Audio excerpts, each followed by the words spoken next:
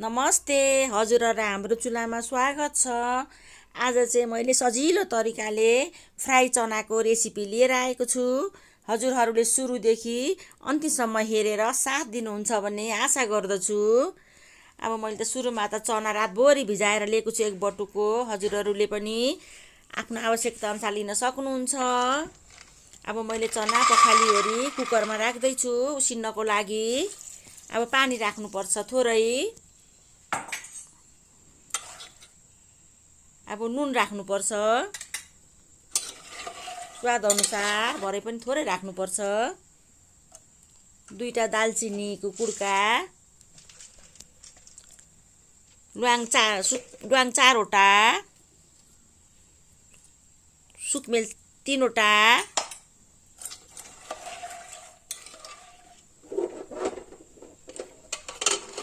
अब हामीले चाहिँ कुकरको बिर्को लाएर 3-4 सिटी लाउनुपर्छ चना पाक्नुको लागि।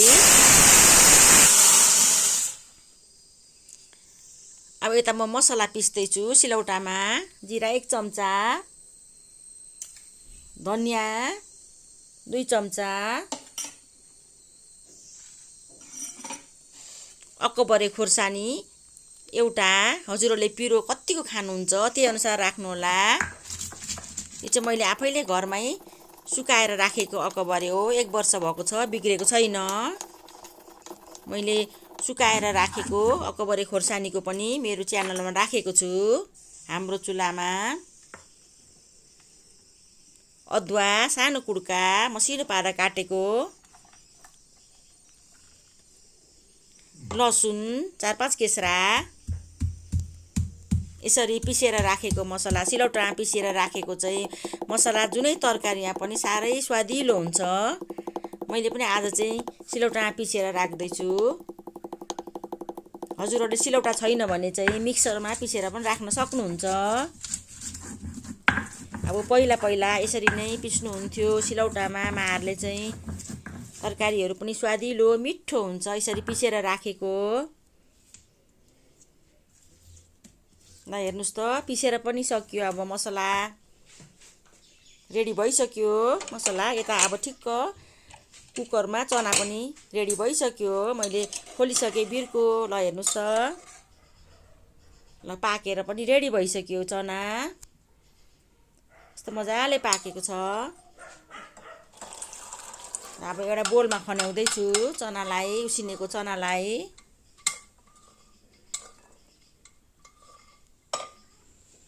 अब कराई बसाइसकेँ। अब कराईमा चाहिँ मैले तेल लाउँदैछु 4 चम्चा जति तोरीको तेल, जिरा दाना आधी चम्चा,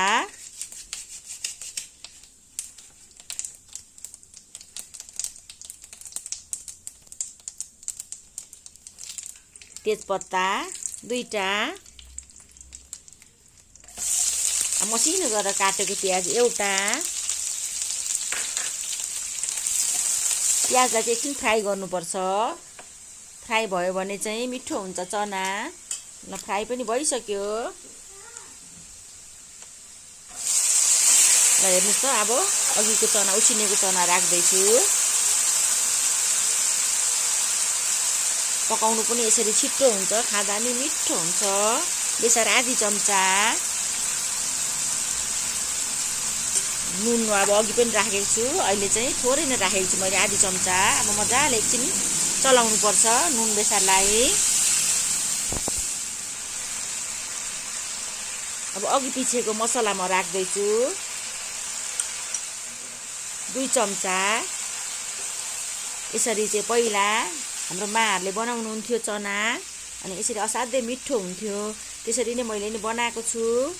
खाँदाखेरि पनि यसरी बनाएको असाध्यै मिठो हुन्छ। हजुरहरू पनि यसरी एकपल्ट ट्राई गर्नु होला। मजाले फ्राई गर्नुपर्छ। अब मसला पनि पाक्ने गरेर। चना त पाकिसकेको छ।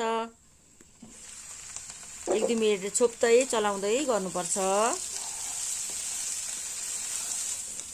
मसला पनि फ्राई भइसक्यो। अब कश्मिरी धुलो खोर्सानी सानो चम्चाले 1 चम्चा।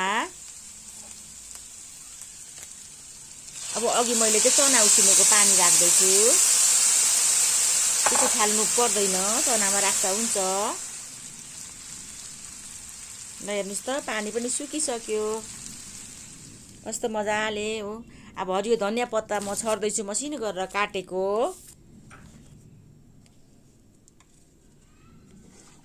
ल कस्तो मजाले फ्राई भइसकेको छ चना।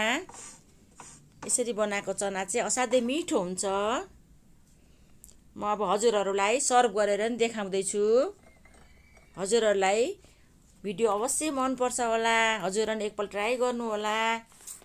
हजुरहरूलाई भिडियो कस्तो लाग्छ, भिडियो मन परेमा लाइक, कमेन्ट, सब्सक्राइब गरिदिनु होला। साथी फ्यामिलीहरूसँग सेयर गर्नु नभुल्नु होला। हजुरहरूको दिन सुखमय बित्योस्।